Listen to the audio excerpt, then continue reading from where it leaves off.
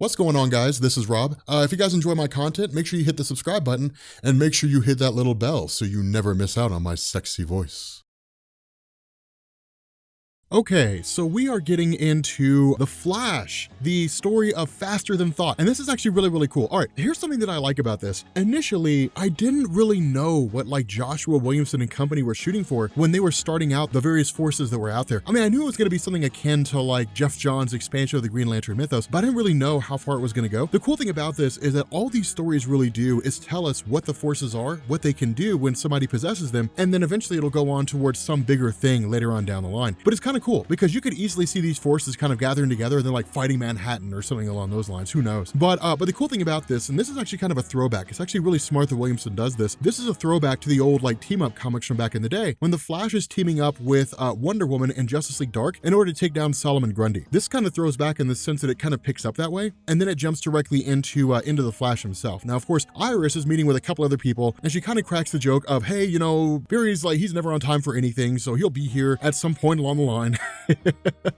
But what he kind of does, and it's actually kind of interesting, Barry takes a few liberties here. And the reason why is because, remember, Solomon Grundy's basically a zombie. So Barry can get away with things that he wouldn't normally be able to get away with. In this instance, he vibrates himself at such a speed that when Solomon Grundy punches him, he basically explodes. He just makes Solomon Grundy blow up. Now, Solomon Grundy will come back. I mean, that's his whole thing. But it is kind of cool to see how easily the Flash could kill a person if he chose to. But nonetheless, from this point, we kind of switch over to Iron Heights. I mean, you have Barry that meets with, with Iris and them and so on. But we pick up with Iron Heights where Heatwave basically goes in, where Mick Rory goes into his cell, and almost as soon as he does, there's this massive explosion of fire, and literally he's almost totally incinerated. And it's kind of a crazy thing, because in this moment, you in turn have Barry who starts having these hallucinations in his mind. And these hallucinations come in the form of him basically seeing Wally West, kind of taunting him and saying, why did you let them take me, and so on and so forth. Now, again, the continuity of this is a little fuzzy. This right here indicates that it takes place after the events of Heroes in Crisis Part 2, but at the same time, there's no real reference to it. And so it seems like it just hasn't happened yet. So if anything, this seems more the idea of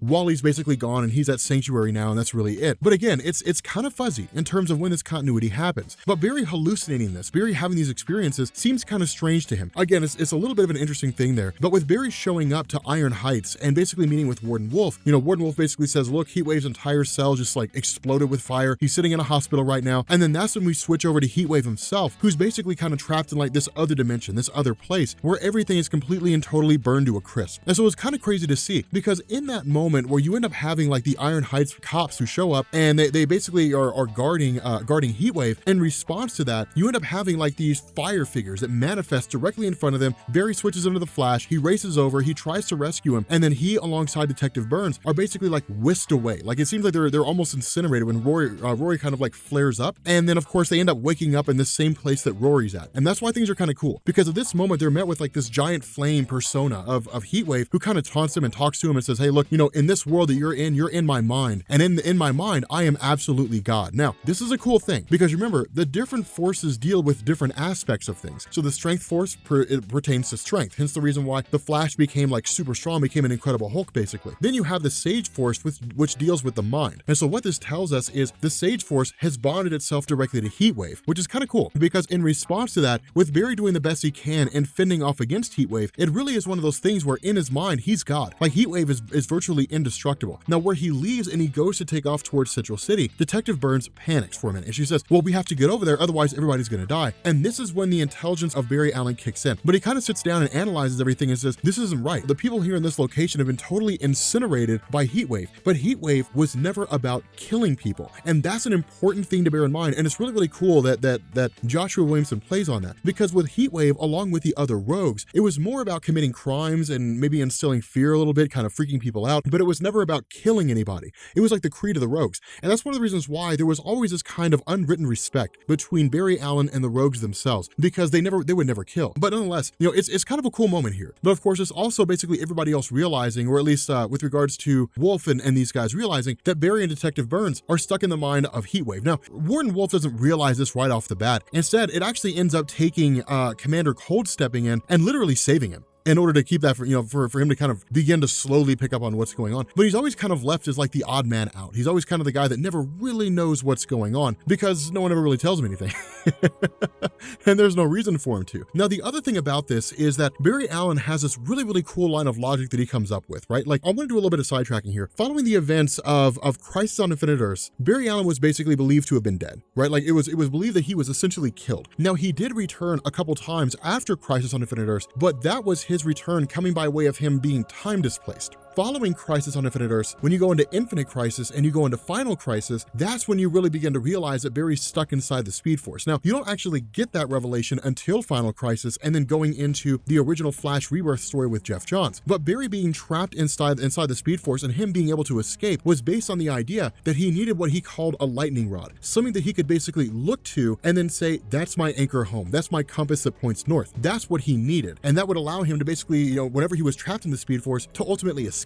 And so following this line of logic, what he says is that this Sage Force is basically like the Speed Force, except it focuses on the power of the mind instead of the power of speed. And so if all things are being equal, then what needs to happen here, what Heatwave has to find is his own lightning rod, the thing that kind of brings him home, that grounds him and reminds him who he is, so he doesn't get lost in this world that he's in. And so when Barry and Detective Burns start going through and start looking at these different things, one of the things, Dr. Burns rather, I don't know why I keep saying detective, Dr. Burns keeps looking through, one of the things she says is like she was brought in as a doctor, kind of a psychiatrist for Heatwave, in order to have someone that could try to turn him into becoming a better guy. And so with her having this kind of empathic connection between the two of them, that in turn becomes kind of a prevalent moment in the story itself when she reignites this empathic connection. When that happens, an almost kind of like auto defense device kicks in and tries to push them away. The question is, where's that defense mechanism coming from? Is it from Heatwave's mind or from some other factor? And so of course, then you pick up with Iris, who basically travels back to the apartment of Wally where Commander Cold is staying, only to find out that he turned the place into a giant lab.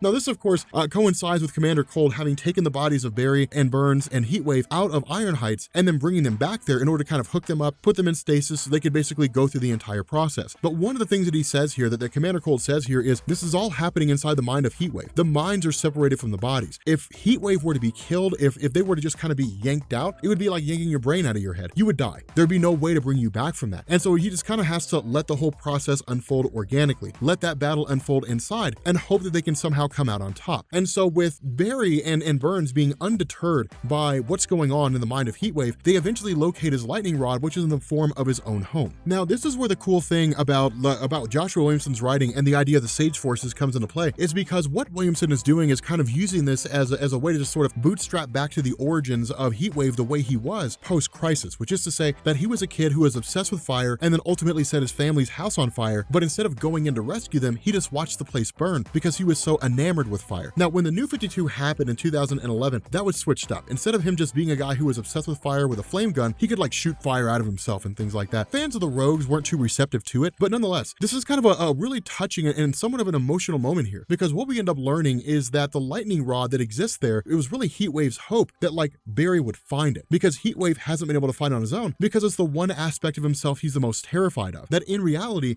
he's the one that got his family killed, that he set fire to the house accidentally, but instead of rescuing them and getting them out safe and sound, he just watched them die. And it's like the one thing he's the most terrified of is facing down his own past. And that's a very, very, very big deal, because one of the things that Williamson's been hitting on a lot recently with his run on The Flash is fear of the past. Fear of the past with like Iris West in the sense that she's regaining a lot of the memories that she had. Fear of the past for Barry in the sense that he may repeat his past mistakes. These are all very, very important things, very important themes that go on with these characters. And so the result of this is that Heatwave initially just kind of lets his guard down for a momentary second and then lashes out again. It's a defense mechanism. It's his inability to face the reality of the situation, that this is a part of who he is, that he led all this to happen. And so what he attempts to do is destroy that part of himself, and Flash tries to stop him. And the reason why is because this is really like the core part of Heatwave. If he destroys this, he destroys what's left of his humanity. He destroys what's left of him, any semblance of possibly being a good person. Because while this is his lightning rod of being able to escape back to the real world from being trapped in his own mind, it's also his lightning rod to keep him from killing people. It's what keeps him in check. If that's destroyed,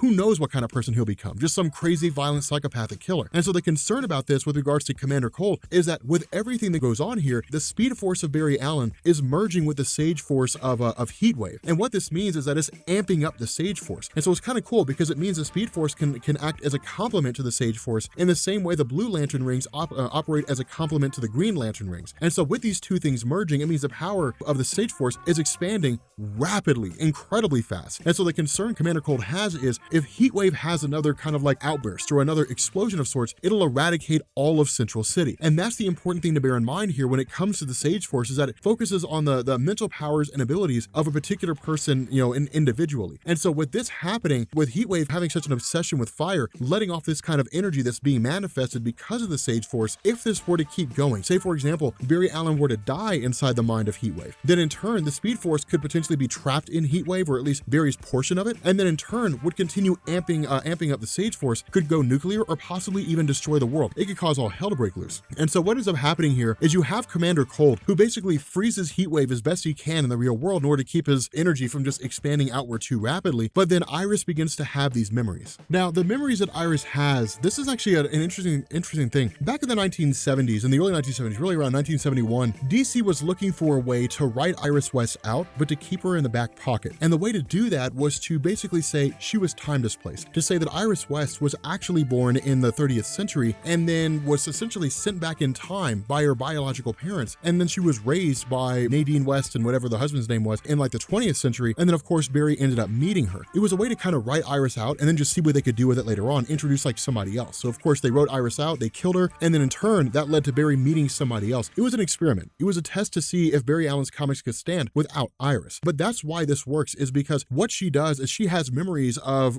basically memories that Dr. Manhattan took away of when she lived in the 30th century and when she was exposed to all the technology that was there and all the history that was there, which included the Sage Force. And so when she goes through and starts analyzing all these memories, thinking about what she's experienced and so on and so forth, her response is there's a way to get Barry Allen out of this. Now remember, the Sage Force is still a bit ambiguous. We still don't know everything about these forces. And the reason why I say this is so ambiguous is because what you end up having is a Sage Force, or this force of energy that seems to grant people like telepathy, enhance their minds, and so on and so forth. But when Commander Cold is basically sent into the mind of Heatwave by Iris West, he pretends to be Captain Cold. And so if telepathy were a legitimate part of the Sage Force, you would think it would pick up on that and say, no, this guy is Commander Cold. Like, look at all the memories that he has in his mind that I'm currently reading about at the moment. The only other way that he could seem to get around that is if he blocked all those memories out, and the only memories the Sage Force could see are memories, are really just memories he has from like reading the stories of Captain Cold and like knowing what Captain Cold did. I mean, he starts saying things like, remember that scheme that we pulled when we were in Metropolis and we basically goofed off and,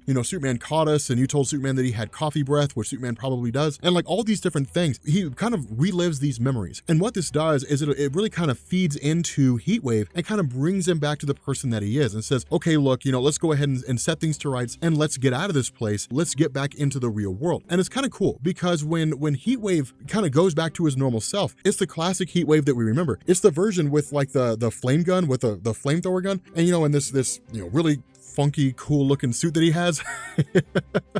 Different little things like that. This in turn leads to the Sage Force essentially like lashing out and trying to destroy Heatwave. Now remember, the various forces that are there, the Sage Force, the Strength Force, the Still Force, so on and so forth, they're looking for hosts. They're bonding themselves to a particular host. Now what Williamson seems to be doing here is saying there is an ideal host for each one of these forces. They just haven't found them yet. And it just happens to be that each one of these forces are bonding themselves to like the various rogues of the Flash. But it is kind of cool because what you end up getting is like the Sage Force going to attack and then in turn trying to attack Barry, who basically runs in circles, kind of a throwback to the old Crisis on Infinite Earths when he sacrificed his life in order to stop the Anti-Monitor, but in doing so manages to disperse the Sage Force from the mind of Heatwave and then send it back out into the universe again. Now, again, where it goes from here, we don't know, and there's no way for Barry to track it. There's no way for him to actually locate where the Sage Force is. He's just kind of has to wait for it to find a new host and then see if there's some way to basically stop it or something along those lines. Again, all this stuff is new to Barry. He hasn't really even had had time to study them yet. And the only person that really does have information about it, which is Commander Cold, is very hush-hush. He won't tell him anything for fear of changing the past. And so in this moment, what ends up happening is Barry meets with Iris. After it's all said and done and Heatwave's taken back to Iron Heights and everything, he ends up meeting with Iris, and Iris basically says, you have to do what the other Flashes told you, what the other multiversal Flashes told you, and go on a force quest. Learn about all these various forces that are out there and understand them. And Barry says, I've already done that, and that's what I'm going to do. But the one thing that holds him back, the thing that keeps him from doing that,